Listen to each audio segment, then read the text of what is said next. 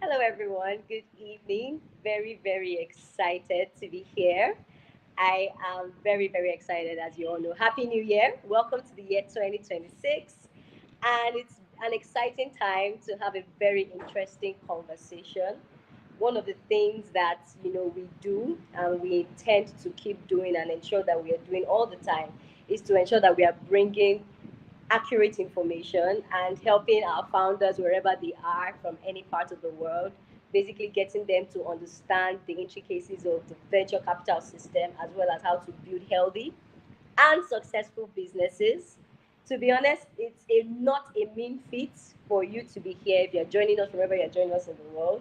Our speaker is already in the room, and I'm very, very, very happy to bring this live again. All right, so without any further ado, please let us know in the comments where you are joining us from. I know we are live on YouTube. We're having a little glitch with LinkedIn, but we're definitely going to also be going live very soon as well. So please, we're going to use the next 1 to 2 minutes. Tell us where you're joining us from. You can just put it in the comment section. We'll be able to see, where you are joining us from. If you're joining us from any point in time, joining us from any country, just tell us your name, tell us where you're joining us from, and then we'll be very, very happy to be a part of you. All right.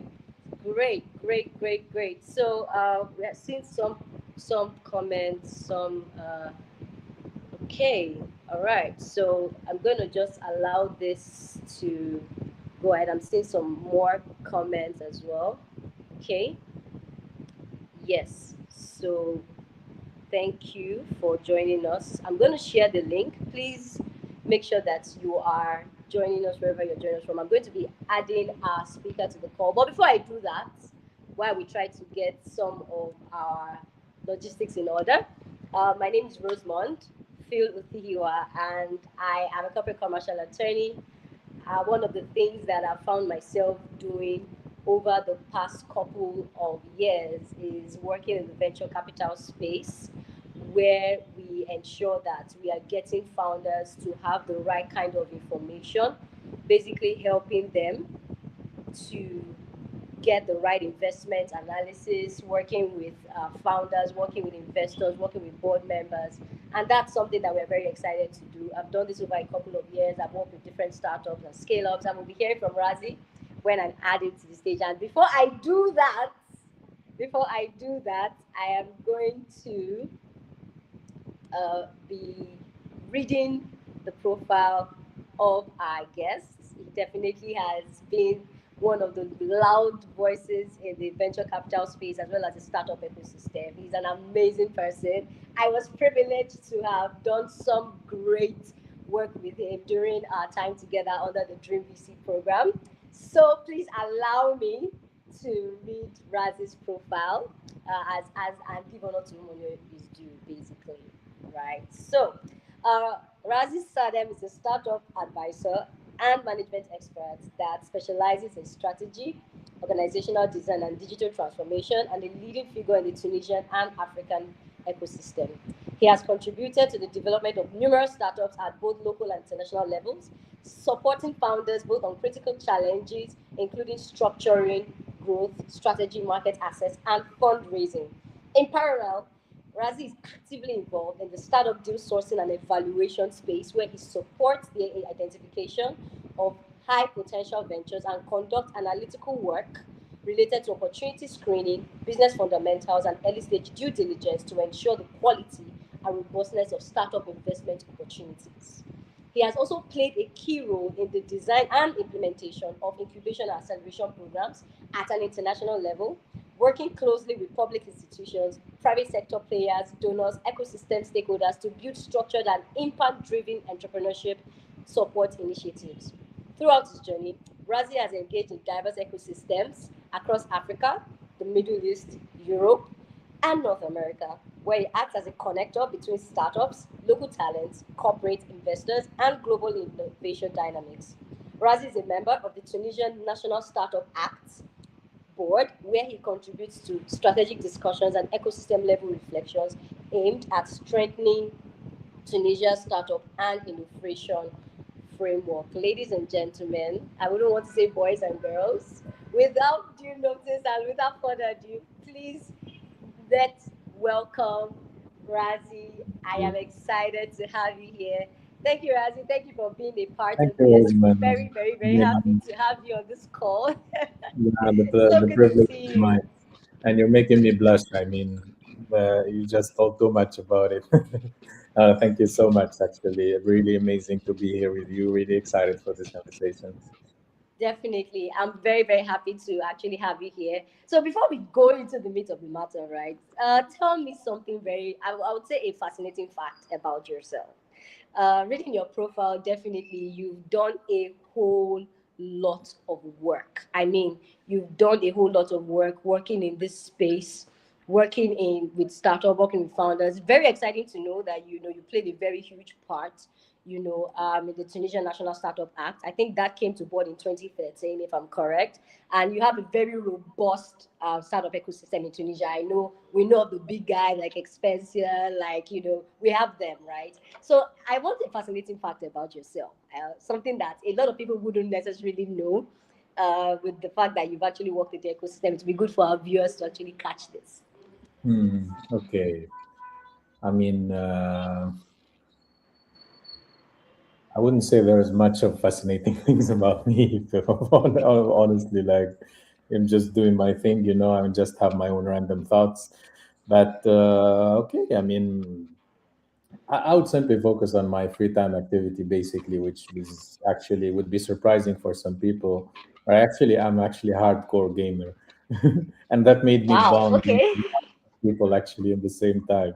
And it kind of actually got applied in the same time within the tech space. Most of my tech fellows, basically, I mean, I'm just discovering people, and we realized that there is a phase in time where we're actually either playing the same game or doing the same thing. And it's quite interesting as well because I mean, honestly, it was also, I mean, this part of my life has been also part of my experience in a way. I mean, it's a bit more like a simulation effect and stuff. And you start actually asking yourself more questions actually about how these things are designed, how these things are managed, and how you actually cooperate with people online. Mm-hmm. And yeah, but that's, I mean, that's one aspect. You caught me off guard on this one, and probably that's the most honest big thing that jumped into my mind. But yeah.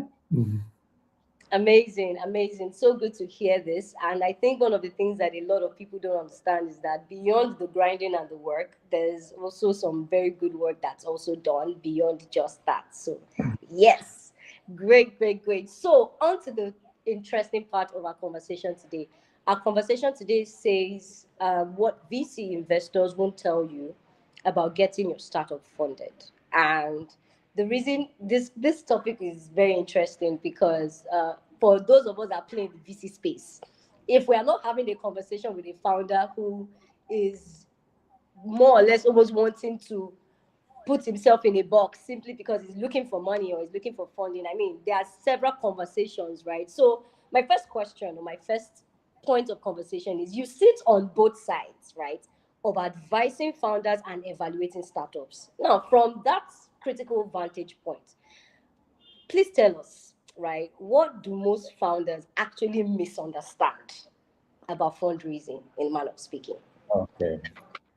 Okay, let me put it this way. I mean, of course, like with the difference of the many contexts that you can see around the world, definitely countries have different realities, different availability of funding, like the different ecosystem dynamics in a way. Especially for early stage founders, they're still within their own borders, they're still operating, so that kind of creates a difference. I think there are several things that would be called a mistake, but the biggest of them all, I would say that some founders think getting investment is a right. Hmm. I mean, they feel they're entitled to get so, they feel it's required to get so. And sometimes I've seen even founders blame the ecosystem for free fees not funding them. Actually, confusing that with an ecosystem problem sometimes introduces like some kind of self entitlement, and it kind of started biases the founders in a sense. While the frustration is usually understandable, this I think this is one of the most dangerous paths that the founder could get in because eventually it's basically mixing up so many big problems in one place. This is on one end. I'll probably add one second thing and I slip it in. It's very important is to also that founders actually forget that VCs are actually humans. The math is part of the decision. It's not the full decision.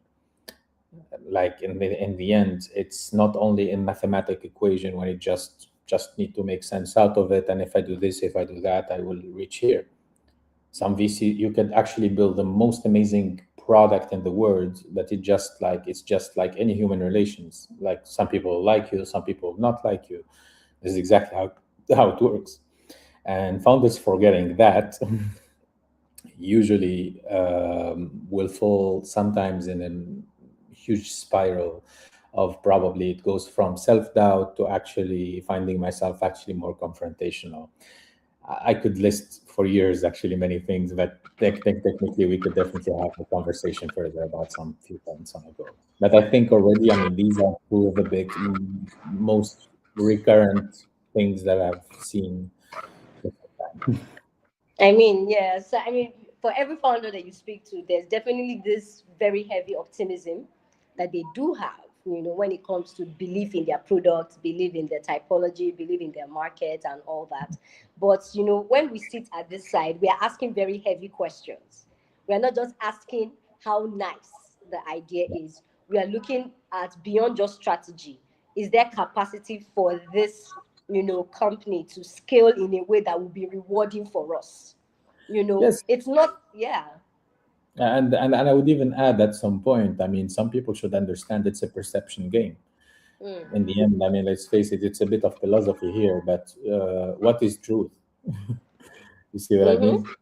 So that's a very good question to ask yourself because, I mean, put it in a nutshell, I mean, and this probably summarizes a big part of what we were going to talk about, but many founders should understand that in the end, you have to do your best. And the idea here is not to say VCs are the prize that need to be earned. And at the same time, winning the heart of VCs, like if you're convinced with your product, it will work with some, it won't work with some, and it's a compound of many factors. I knew actually VCs that, like, I would not say they liked the business, but they didn't invest. It might induce some people in error, but they were like, okay, this is not my sector. The thing looks promising. I heard also things like the founder is, like the business is amazing, the founder, you see, and it's a large compound of many factors at once, and this actually should keep a certain reflection here. And of course, we'll get more on the technical points as we Of go. course, of course. I mean, it's very interesting to see, and I think we need to go granular a bit because there are some of you watching here. You're like, okay, I hear funding, I hear VC. Do I even know if I am even someone that's a venture? So for those that don't know, venture VC means venture capital, right? It's one of the ways by which companies are funded, and then there's an entire ecosystem around it. So if you're here and possibly the words are looking or sounding new to you, just understand that we'll definitely try to break it down even as the session goes. But the point that I believe Raz is trying to make here is that, like he rightly said, it's a perception game, right? We want to be able to judge and beyond just doing due diligence. So I think the next thing I would basically say or would like to even ask you is that, like you rightly said, fundraising is not just persuasion. You need to evaluate the specific readiness of this company in question. And it's not everybody. I need to say this now. And I think this is a perception that a lot of people have. It is not every company that venture capital funding works for. You need Yeah. to know the stage of business that you are in and the kind of capital that is even attractive or you should be attracted to. I have a lot of conversations with founders. I'm asking them, why are you going for venture capital? Why Yeah. don't you take a debt? Why don't you go to the bank? Or why don't you, leverage on your friends and family and get your initial or your first 5K or 10K? Why are you trying to get a 300K check or a 1 million? Like, why? What stage? Yes. Do you really need that now? Yeah. Based on the level of growth you've achieved, right? That's 100%. I mean, and I mean, if we're discussing this, I mean, sometimes I even question like the ability of some founders to understand their own finances sometimes, and to Exactly. actually look at things from a certain proximity and understand their own cycles and the way they use money.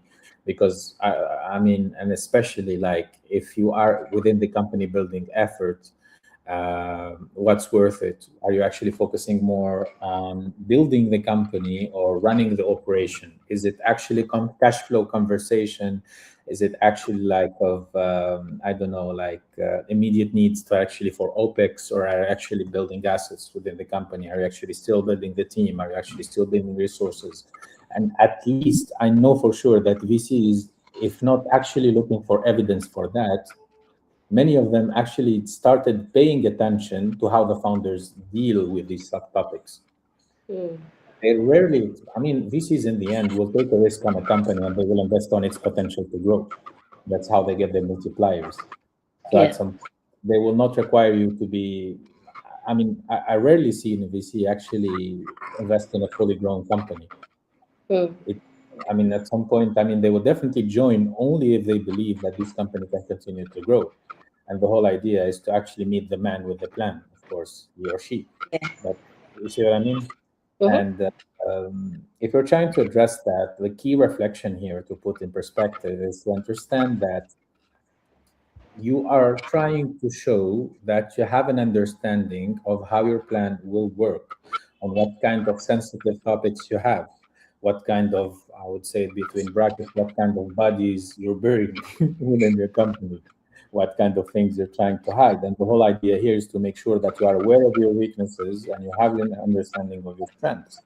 And coming back to the center of what we were discussing, understanding as well what's lacking and how to plan over it is a skill in itself.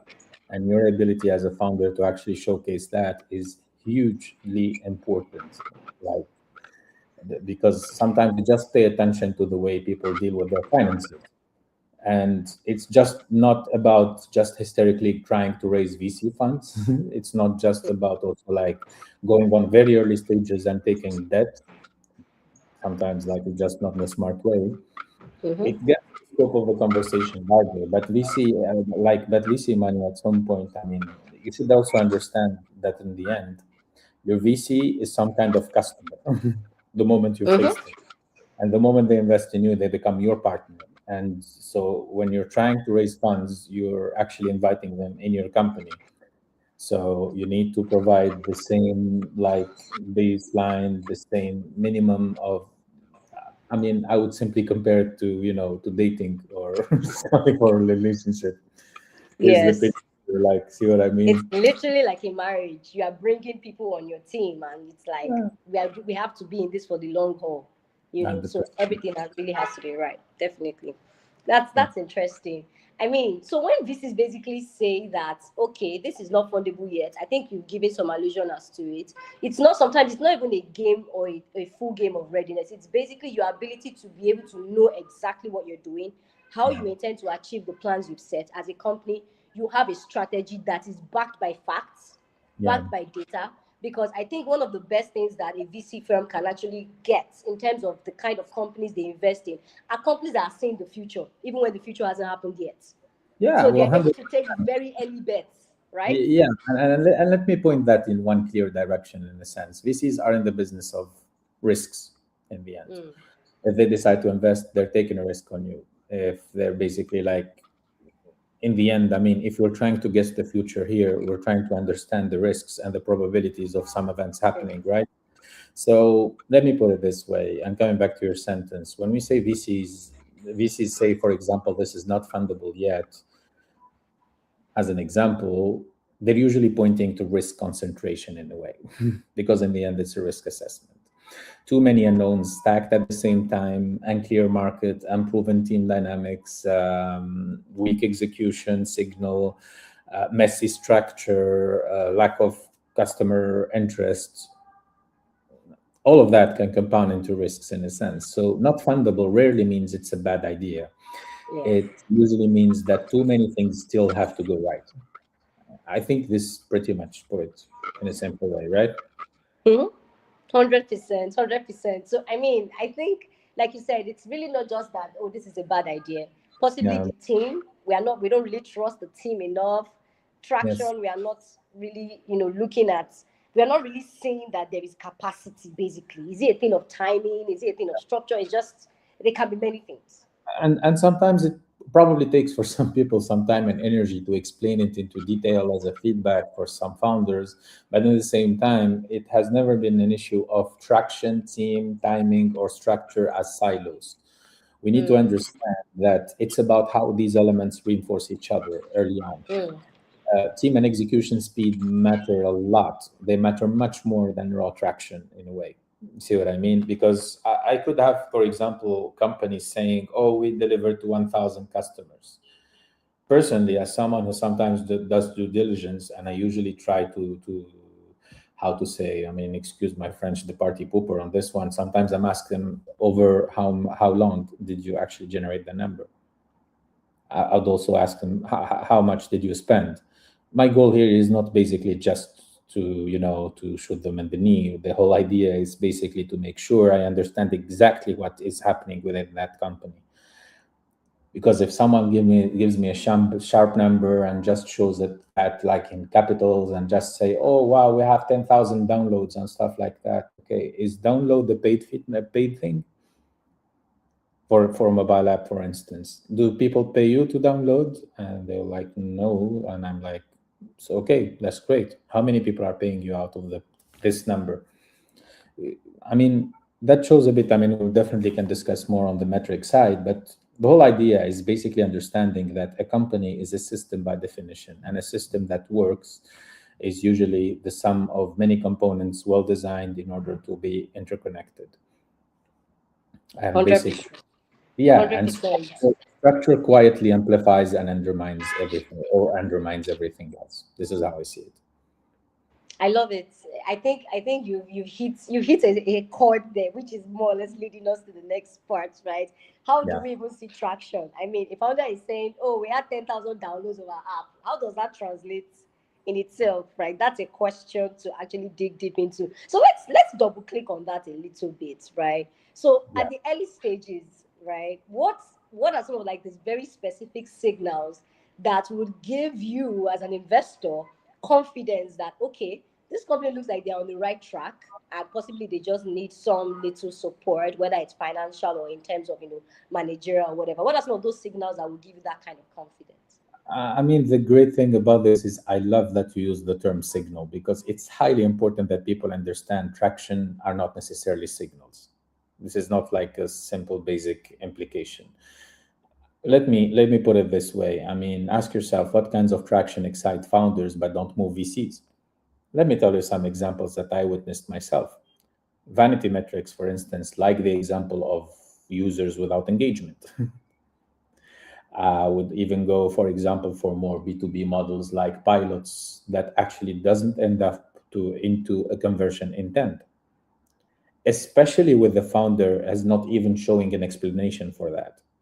Because there have been founders as well who had pilots, for example, in some experiences that I had with before, that they had some pilots and they didn't have intent, but they ended up leaving these experiences with clarity.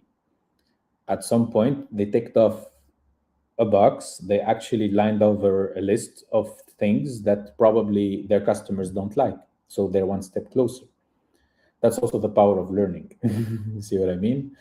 I've also seen like people just giving me a list of we have 50 LOIs and stuff like that, but I see LOIs and I see zero skin in the game, like no catch, no guarantee.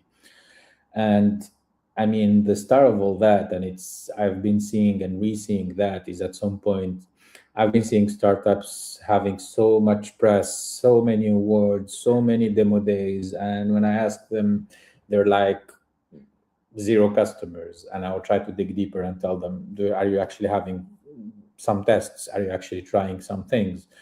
And we say no, but they try to divert me again. But we actually went to this conference and we were actually first on this conference and stuff like that. Believe me, if someone is diligent about actually understanding this, they would question even the credibility of the conference or even their selection processes, or they would ask themselves actually every question by the book. The job of a VC sometimes, I mean, is actually sticking to the facts. See what I mean? And sticking to the facts sometimes will basically knock some myths, challenge a bit of impressionism, and yeah. I mean, I would simply go back to the same sentence. Not all traction is signal. Some of it is simply noise, and noise sometimes, doesn't put bread on the table. No, it doesn't. It doesn't. I mean, that's a serious job right there, right? I mean, let's not even go. Let's not even start this conversation about the conferences and the speakers and all that, right? I was recently reading a newsletter by a very well-known tech news agency here in Nigeria, and one of the things that I think he works in the company. He had a separate post where he was like, yes, there's been a lot of complaint about the churning and out of different speakers from different companies. Everybody's hearing the same thing. Year in, year out, we are at the same conferences, we are hearing the same thing. What exactly is going on? How do you actually Yeah. prove that there is traction as opposed to just being selected to be given an award at a conference, or just those things? Those are conversations, really. Yeah, but just please allow me, I mean, just to make sure we don't stay only on the negatives on this conversation. I mean, for starters, this is not an invitation to people to avoid conferences or avoid demo days or stuff like that. The whole thing is about balance first. The whole idea is understanding that PR is important in the life of any business. It's part of the reputation. I mean, I've heard at some point, like many people saying that your reputation is key in any business. At some point, I saw like a very old interview from like Warren Buffett, where he was basically saying, "If we lose me money, it's fine, but if you lose an inch of my reputation, I'll get super serious about it." I think it's have a highly important, and I would even go further and allow me on this probably to go into the positives on this one, and probably what is actually at very early stages, at least, what specific signals could start giving confidence that are not necessarily sales. Because I believe many people ask themselves this question. They tell me, "Oh, if I don't have customers, then what's traction?" Speed of iteration is a form of traction. See what I mean? Understanding that at some point you're actually taking that speed of learning and understanding and keeping and putting actually yourself in there in the field, talking to people, talking to your potential customers, building closely to them. That's one thing. If you have very clear learning loops as well, and you actually can fluently explain that you are developing that learning, it does make 100% chance. If you know how to defend it, it can actually become more of a weapon and your advantage than actually saying. Sometimes it's about controlling the narrative, if you see what I mean. In the same time, I would say also customers behaving consistently without heavy pushing. That's a signal as well. Because the whole idea is not about actually heavily pushing in the same time. And I would say we would go to the extreme, would be a clear signal of what we call product market fit, is that your customers are using and repeatedly using. And probably on earlier stages, that if you're having potential customers that are actually talking to you, and they're actually coming back to talk more to you. They're asking for your updates about products. You're asking for about progress about what you're trying to do. And you see what I mean? In the end, signals uh, actually depend on two things: the facts that you have there and the way you shape the narrative. It's highly important. Again, when I said in the beginning, it's a perception game. Perception, in a sense, plays in something is that is called purely communication. It's a team sport. But if you want to win something out of it, you take it over yourself to make sure you have the right audience and you're presenting the right message to the right audience in the right way. I don't want to go broad. I think too many in one, but I think it establishes at least probably a good idea for our listeners. That's interesting. I mean, guys, if you're watching this, please, I'm looking out for the comments. So, if you agree, if you disagree, but we have Yoshua who has said here that she totally agrees, and I love that. Thank you. Okay, so I don't know if I'll call it a trick question, but I'm going to put you on the spot a little bit, right?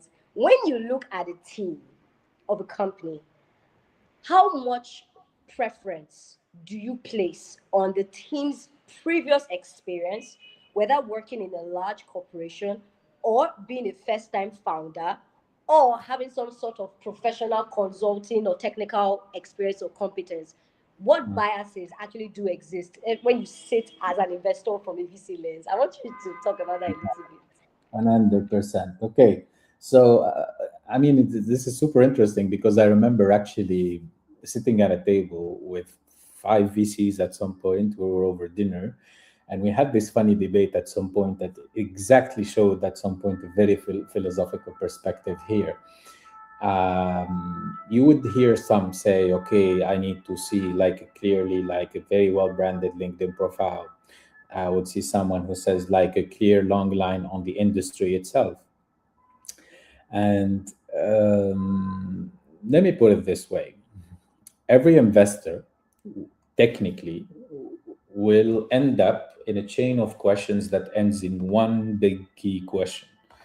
Are these people probably the best team possible to bring this project to its end, to a certain level of growth?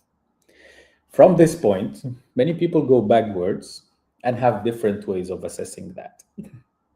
This is exactly when I come back to the bias between one VC and the other. Because I knew VCs sometimes that had their own backgrounds. They grew up, for example, poor. They actually built themselves up. They didn't necessarily believe on education the way they grew up. And for example, they would go 100% with someone who's actually self-made, who's a self-taught, who is a self-learner, who actually has the ability and the attitude before anything else to strive and to make sure they make it with any means necessary. That would look like an exception. I know so many people in the industry thinking this way in many countries in the world. But at the same time, I know people as well who are, as investors, they would look for credentials. Their first reflexes is to call your past company or actually check your last full time job as part of the due diligence effort. It differs. And the whole idea is to understanding whom you're talking to. And I would say sometimes this is not about actually starting to profile VCs and starting to stalk them and understand what's about their personal life. I mean, okay, this is clearly borderline on this one, but it's about understanding your audience as well. Understand whom you're talking to and understand that in the end, it's affinities. Most of the decision about this and looking at the team, it's important to understand that assessing a team comes from many angles. But I think proving that you can execute comes to understanding mainly the attitude of the founder, their current abilities, their ability to actually fill the gaps that they have within their team and within their own experience. And at the same time, if we go way more technical and actually stick probably to the classic narrative, because I always believe it's also still the basis of the foundation, uh, market market knowledge is important, industry knowledge is important. People talk about founder market fit as a way actually to assess, and team market fit as well. It's one important topic to consider. But again, I think if we're trying to attack it from probably a larger angle, it's about understanding basically who you're partnering up with. So for example, if we're talking to founders here as a team, there's major points that comes more about proving, and I would highlight and underline and put in bold the word prove that you are the best team to actually deliver this project. This is a central question, and you should actually just turn the tables and try to assess your team on that base. How is it? And even though it's understandable that in the beginning phases sometimes the team is not complete, then how are you the best founder to actually bring the dream team? And are you actually objective enough to understand what do you have and what do you lack? Are you actually more in the pretension game or in the ownership game? That's highly important to understand. So many gems, guys. If you're listening to this, just pick. I think one thing I can basically say from what you've said is we are looking as an investor, we are looking at your capacity to execute. And Yes. capacity stretches into many things: knowledge of the market, team dynamics, expertise, knowledge, your ability to take information and data from the market and extrapolate it into usable data that you can use to push your company forward at different times. Anyone who works in the startup space understands that it's a fast paced environment. Sometimes your ability to be right and to be wrong immediately and your ability to navigate that quick transition can set you apart from any other founder, right? So that's so important for us to actually understand this. We have a comment, a very interesting comment I would like to state from Gazen, and he says, "Thank you for the great insight. You mentioned that investors have unspoken criteria and structural red flags. Could you share a specific example of a startup that on paper looked fundable, good team, traction market, but was ultimately a pass due to one of those behind the door closed factors, and what the real reason was?" Well, I don't know, but you may I not mean, mention names, but I mean, you might as well just no, of hint. course, no Yeah. name examples, but honestly, I mean, I invite everyone in the call, if they met actually like, if they have VC investors in their network, ask them how many times they had the meeting where they basically, the moment they shut down the laptop, they looked at each other and they were like, "I don't like the guy." Believe me, like it's already as basic as that. Sometimes it's just the kind of vibe that you will share. In a sense, these people are going to partner with you. I've seen some founders come up as pretentious. I've seen some founders who are basically like, um, even like their own narrative. I mean, I would say it with a grain of salt. Sometimes it shared so much privilege to the taste of the investor. And sometimes they ask themselves, are these people we share values with as well? And from that point as well, like it changes the whole thing. I would say attitude is very important to understand. This is also like some kind of unspoken thing, uh, like on one side. In the same time, some people would simply look at the founder and the way they present that wrap around like their own numbers and the way they actually crunch their metrics, and they will feel that at some point the numbers are nice, but we have that deep feeling that we can't trust this. Sometimes because it was too much copywritten, or sometimes too much emphasis on some elements, and or simply because they feel the founder, and this is actually a sentence that I always say, especially in Arabic. There is a difference between someone who understands what they're doing, or and people who try to learn by heart what they're trying to do. You see what I mean? I mean, if you try to learn it in a sense that you basically just consume it and put it in your own memory to serve it again as your own pitch, as your own thing, as your own comfort, to say as your own question and answer session, and how you manage it actually, rather than with scripts, rather than clear, fluent answers showing your confidence in the things you're doing and the way you're doing it, it changes things. And I think if there is one thing that has been discussed a lot, is the ability of founders to be humble when they need to be humble. That's a very important point to understand. And again, I put it this from this perspective because I'm also in a tricky position. I mean, I come as VC side, as founder side. These are conversations that sometimes ego can happen. Behaviors vary. People do not have the same, like the same characters, the same mindset. So understanding that sometimes you might meet in a conversation someone who simply don't fit the way you actually deal with things, or someone probably like with a certain level of ego. So all this to say, in the end, that's we need to understand sometimes that's a bit subjective. It's a bit behavioral. It's a bit also about attitude, about values. This is also an unspoken code, especially, for example, if some founders were found to be actually lying, or were basically like not very straightforward with some elements, that has consequences on founders sometimes because it goes directly to reputation. I mean, I hope I replied to some of the points. I Yeah. think, but I think I understand in the end that most of the unspoken rules, in a way, I would say, are basically related to the way people are behaving and the way people are thinking. 100%. I mean, thanks, Yusra, for the comments as well. We can see, totally agree, right? There are lots of conversations that happen. So let's go into a very interesting part as well. We're more or less 20 minutes to time. But I'm quite curious about this thing called market circles and investor psychology. You've spoken a little bit about how there's a perception game going on, some many times behind the scenes. There's something I really found. I don't know if it was a quote. It said, "Good startups die in bad timing, and great ones survive by adapting." Yeah. right? You can have an amazing product at the wrong time that the market is not ready for, and it dies. So Yes. I'm curious as to your thoughts based on some of the things you've even seen within your own ecosystem.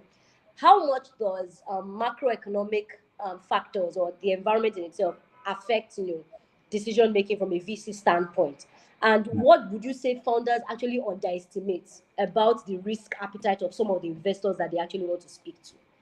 Yeah. No, thank you so much for this question. I mean, I am more than sure this speaks to many people from many emerging economies here, especially like with some, like we have certain challenges or certain, like, probably still some gaps also, like on how the environment works and stuff. Okay. Um, let's think for starters that timing is a word that we certainly use to be indicative of context, you see. And by context, because I would say at that time the environment looks this way. The winds for a ship are moving in one favorable direction or unfavorable direction. This is one way to put it on one side. And saying, for example, good startups would simply adapt and survive. I would definitely agree with that, but I would always also keep the precaution of understanding that part of adapting is also changing contexts. I understand with time that not all the battles can be won. I mean, in my former experience at some point, like with my team before, I mean, we have basically building some product and we realized at some point that AI is basically overtaking us. We had an algorithm for that kind of actually worked on sentiment analysis. It was a code. It was code. It wasn't AI. Look at what AI is capable of today. So at some point, it's basically fleet. Like it's like a countdown has started for that to, poof. See what I mean? So it's highly important to understand that context definitely matters, but also founders and how they navigate things. Um, I would simply put it in the word of ecosystem awareness on one side as one factor, because we need to understand what the ecosystems has, what kind of factors are actually favorable, what kind of factors are actually not favorable, and I think this is very important to understand to make sure because what ends up is adapting is strategy, and good founders have the ability to set the strategy in a sense to adapt.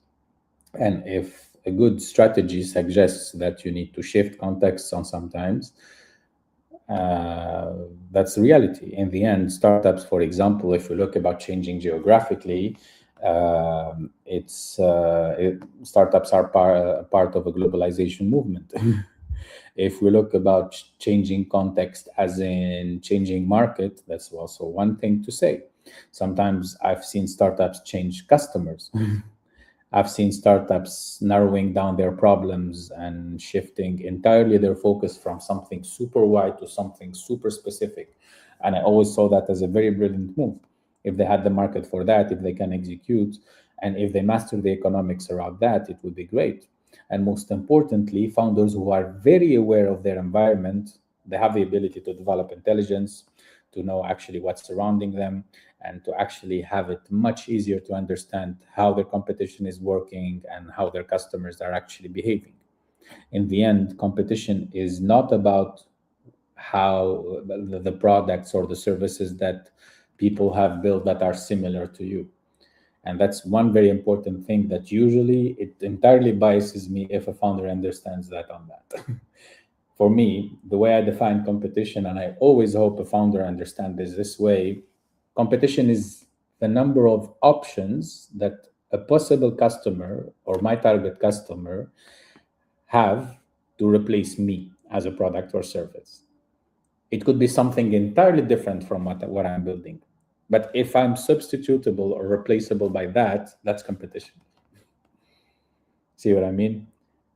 That completes the picture for me sometimes. And when founders understand that, it changes the whole picture. And one component to understand that better is awareness of their environment. Yeah, that's really Um, interesting. So you need to not just know what you are good at, you also need to know your market. You also need to know those who are doing exactly what you can do. Those factors. I mean, yeah, look at that. I mean, I'd there are so probably many examples like that, right? Please go yeah. ahead. I mean, adding one last thing as well: follow local politics. It's Yeah. important to understand everything is politics when you run a business, Mm-hmm. including actually any kind of law that changes today could affect your business tomorrow. I had this conversation. It's very fresh actually. I was discussing to a founder, and they were like, "Oh, I don't care about politics," and they were like, "Some laws just changed, and you are the first person concerned with this law. It's affecting literally your business. It's you cannot actually like unacknowledge that. You see what I mean?" Exactly. I mean, that's literally, it's almost as if you're picking my notes. That leads me to my next set of questions, right? Talking about regulation. You talk about different political cycles. For those of us who live in very high tension economic environments, the inflation is happening, lots of policies are coming in. I recall in Nigeria here, we just had the change of our new tax rules. So, we have a unified tax system now. A lot of changes are happening. And then when the founder is telling you that he doesn't care about, this economic environment, then you're like, do you Yeah. really, really know or understand the impact or the what how it's going to affect you Yeah. I, as m- a I mean, business? I mean, it's simple. I mean, if 1% in tax changes, it affects your business plan.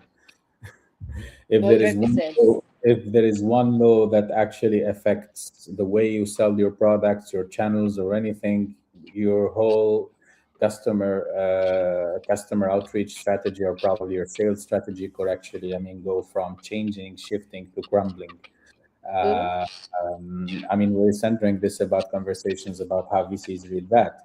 Political risk is actually read on two levels: to which extent it could affect startups locally, but sometimes you will also read like how the founders are actually navigating that and actually come out of that as well.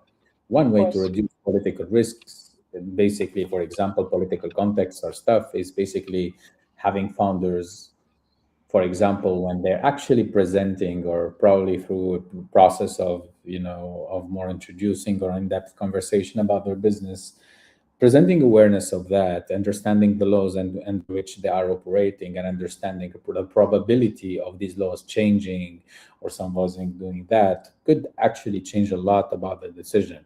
It could sometimes, I've seen companies that are actually like, when they actually had meetings with VCs, they ended up having these VCs, they like the company, they like the team, they like the traction.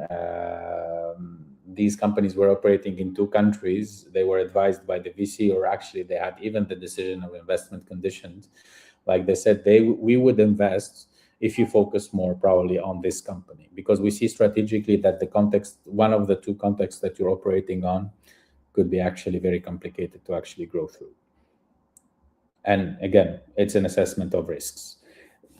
Did I reply to the Honestly. Osman? Yes, you definitely did. So I mean, we cannot join the conversation with me, and we are not going to talk about governance in the bit. You're not going to talk about corporate Yes. governance and of course those things. So you know, from where I stand, right, I feel that a lot of companies or a lot of business owners are very, like I'll keep saying, are very excited about the software, are very excited about the product. But when it then comes to their internal corporate structure, registration, where they decided to do business, and the understanding of their environment and climate, sometimes you don't get the kind of assurance that you basically need. So I just want to ask just this one question: how do things like governance, equity, clarity, and even their legal structure, how does it really impact on the investment decisions that some of these VCs make, especially when founders don't realize it? What are one or two things that you would see that would be a red flag, especially when it comes to the company structure or the corporate governance of these companies from a due diligence standpoint, for example? Okay. I mean, I would like look at it from this point. I mean, to stay realistic, I believe that VCs, I mean, nowadays are are kind of a bit more and more forgiving, but there is also a limit of that being forgiving, right? because sometimes, I mean, they take up, for example, like an early company, it's first institutional investment. They would simply guide the process, where they would allow actually part of their resources to even assist some people, to get a mentor, to be helped and stuff like that. But this should not actually say that you could actually go fully negligent on, on company bylaws, on your ability, like the minimal structure thing. Because there is also the question of, would this person be able to run a company? It's highly important. So when it comes to documentation in general, I would split, for example, all the administrative paperwork and stuff. I think it's a discipline sometimes to maintain, but while many founders do delegate, which makes sense. The whole idea is to making sure that is in place. Now, when it comes to governance, it's important to understand that, and probably looking at this from the scope of many successive investments that you might have, is that any investment you would make would have probably an impact on the future, including the next investment. I've seen deals go off because clearly the past negotiation wasn't good. One investor got actually, in a sense, like probably much more than I think, and eventually even the investor at some point, because let's face it, VCs, it's a whole sector. It's good and bad. It's some people are actually doing it well. Some people are sometimes are just having some behaviors that do not make sense even for their own. Sometimes they invest in a company in a way to kill it. I've seen that as well. Let's be realistic. See what I mean? So also, like when it comes, I mean, legal is probably your field, Rosamond, but I know for sure that I've seen that, for example, one key example is I've seen some safe agreements that had certain terms, including like basically terms that like I forgot the exact technical term for that, but put it this way: if you have another investor that joins probably around the same round with preferential, with better terms than the past investor, the first investor will take the same terms. That's a protection clause that was put by the first. Yes, most favored nation clause. Yes, Yeah. exactly. You see, exactly, the MFN, most favored nation. So if you look at something like that, for example, if you're negligent about your own term sheets or understanding actually what are your obligations on a past thing, you basically lose more of your company more than you think. And also understanding how decisions are taken. And in the same time, it ends up being your business and you have partners on it. So there's a right balance of understanding how decisions are taken, how actually governance is set up, and it's highly important as well to understand it's a balance, and it's a very tricky balance. I would say one of the worst configurations is finding yourself in a situation where your investor, a VC, is your boss. It has never meant to be like that. And in the same time, this does not mean that you basically should be offensive to your investors for simply asking for about data or your progress or stuff like that. Governance is about making sure people are informed, decisions are taken in a transparent way, and this requires a clear practice and a clear organization. Mm-hmm. So I Yeah. think when we move around the whole topic, it's about a clear discipline on managing documentation, administration, legal engagement, commitments, and also making sure that the management of the company is very clear. Because in the end, if this shows up and I'm trying to fundraise and it's clear that this is still like, lousy or not organized or probably showing, early signs of a dictatorship, like sometimes they'll be like, no, no, no, I can't handle this person.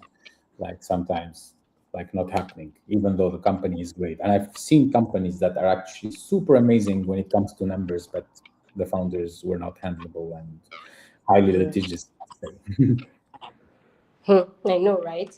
I mean, one of the worst examples basically I have seen is beyond just even some flaws in the governance documents, because it takes a whole lot, especially when this company has done a lot of work without formal documentation in the first place, right? Some of the things that I have also seen is where you have a very messy cap table. Nobody knows what they own in real time.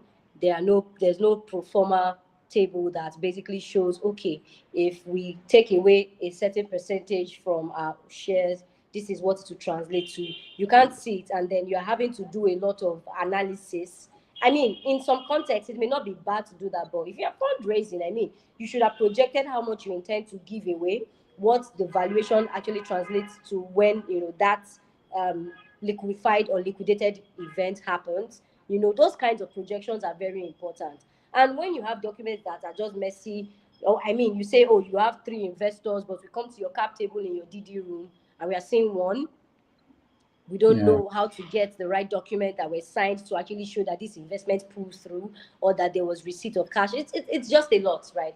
And if Yeah. you don't even know some of these things, you are basically playing in a safe.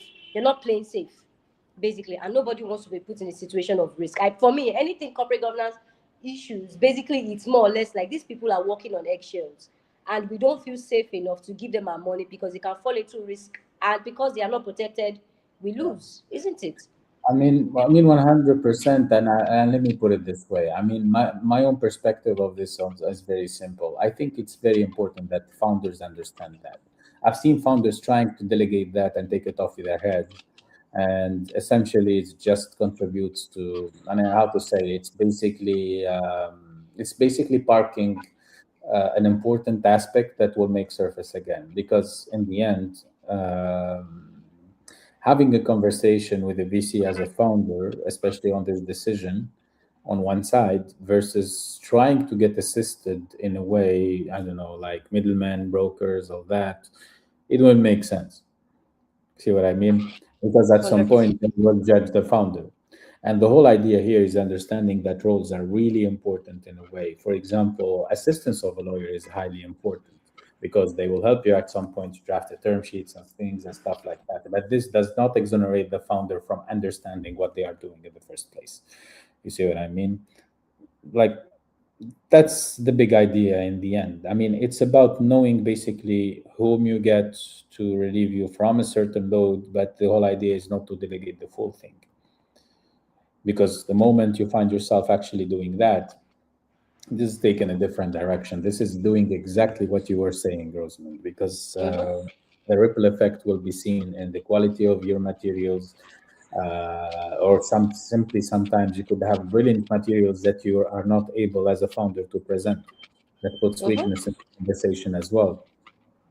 If you delegate that, you're giving power to someone to negotiate over a company for something that necessarily they don't necessarily have the full skin in the game. They're simply getting Mm-hmm. paid, probably like, I don't know. And yeah, I mean, a bit of mastery on that is highly important. And I think some VCs do judge actually some founders based on that. And I would say, like, they would look and say, oh, he's entirely negligent, or probably they don't care. Or they would say, okay, it's a bit of a weak thing. Again, Mm-hmm. this grew a bit forgiving, especially in emerging economies. I could have seen that they understand that sometimes founders lack some aspects. Any VC at some point have they do finance by trade, so they would definitely help and support. But again, there is a governance to be set there. The whole idea is to make sure to establish credibility and push forward. Of course. Of course. Like you rightly said, some VCs even provide that kind of support, but you must do your homework first. I Yeah, mean, you must have your ducks in a row first. And ducks in a row doesn't mean you have to be perfect. It means that you are well grounded enough to know what you're doing with a 100%. clear understanding of the implications of everything that you are doing. That's where it And, and starts from. Really. and let's face it. I think, I mean, let me put it this way: every founder in this world, for me, like the best job that they have, their job, the work that they need to do, is to fire themselves from every job within their own company Hmm. until the very point they will end up doing two things. They will steer strategy, and they will Hmm. make sure, and through that element, they will make sure resources are there. Hmm. 90% of the cases where we're trying to make resources available is about fundraising, Hmm. because they will conduct the company, and steering strategy will show exactly the path ahead. But with the company's growth, the ideal scenario is to delegate marketing, delegate PR, delegate finances, but that does not mean you delegate your fundraising effort. Yeah. The founders are the first guardians of their own company. I mean, Because that's an interesting conversation. There's some thoughts on that. But yeah. guys, we are literally at the tip of the hour, and we said this was going to be an hour. So I don't want to keep. Today is a Friday, it's a weekend. For those of you that are watching, this session is being recorded, so you can always go back. And if you have questions, please shoot myself or shoot Razi a DM on LinkedIn.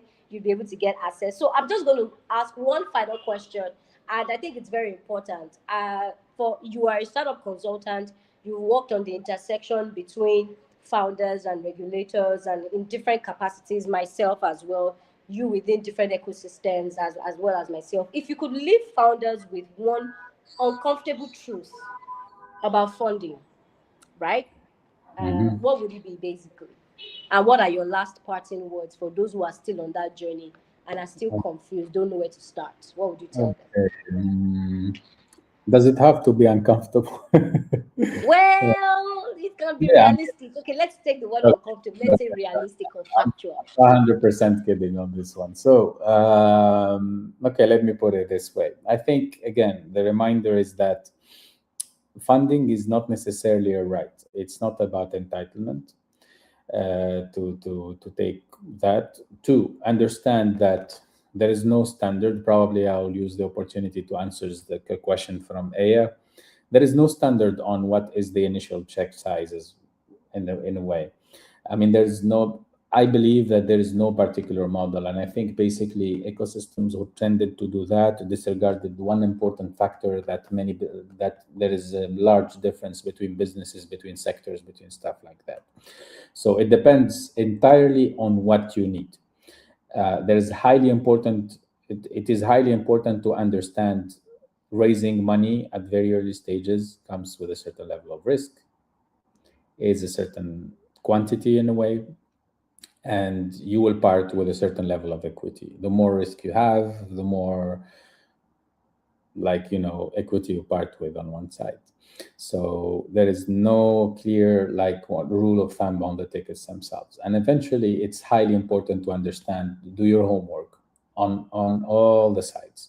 Like, there's no exoneration understanding what kind of investors there are, and who are you talking to, and what are you doing actually on the fundraising, and understanding the kind of agreements you're having. Being assisting with the great lawyer is nice, but you need to understand as well some of the basics to be able to have a fluent conversations actually with your lawyers and with your investors. And to close on one important note is that it's total rejection is totally fine. I mean, if you have conversations with VCs, at some point you will get yeses, you will get nos. But the whole idea is to have a very healthy balance between falling quickly in a self doubt cycle or basically feeling entitled to something that you didn't get.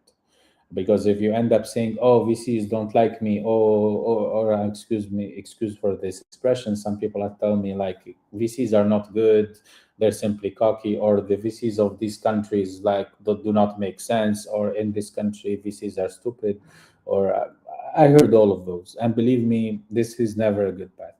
Sometimes it just sets you on a path, and I encourage founders in the end to be really self-aware and very objective, because any company grows on facts. That's the most important thing to understand. Like any kind of things that you either can present as a fact or you can defend as a fact will always power you up. And there is also a fact to accept that dealing with VCs, you're dealing with human beings. It's about compatibility, and probably for people who are more beginning in this experience, try to understand that not all VCs invest in all companies. Every VC has a certain thesis, has a certain choice of sectors, of companies, and it's highly important to understand and to know that. So I mean, it's very, I mean, again, it's people, probably for people who still did not raise from VC, but I always tell them one thing: ask the VC fund or the VC team what is their thesis, or actually look for it, or get your data, or understand what do they like, what they don't, and everything. And then there is borderline stalking you can make to understand basically what kind of team you're talking to, what kind of people, what kind of values they have.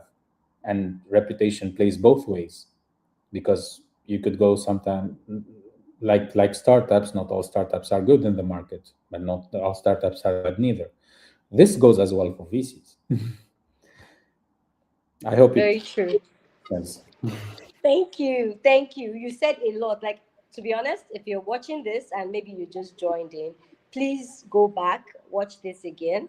There's something Raji said. I don't know if anybody picked it, right? When you are having a conversation, go and do your due diligence. It's not just about them doing due diligence on you. Also, understand the people you're speaking to. What kind of companies do they even invest in? You can't be a health tech or a crypto based company and you are sending a cold email of some sort to a VC that clearly on their website stipulates that their investment thesis is in climate tech. You're wasting your time. So Yes. it's not just about due diligence from them, it's also you. Know what they want, know if you fit what they want, and your chances of being rejected will be lower. And then I think something else that Razi also said is don't be afraid of rejection. In fact, I think get as many no's as you possibly can because they lead to a yes at some point. Yes, and you know what's in practice now? Many people actually have a conversation with VCs. They will tell them, for example, no or not today, or probably wouldn't jump at this round. And some VCs actually don't jump on all rounds. Not all of them actually invest in all phases.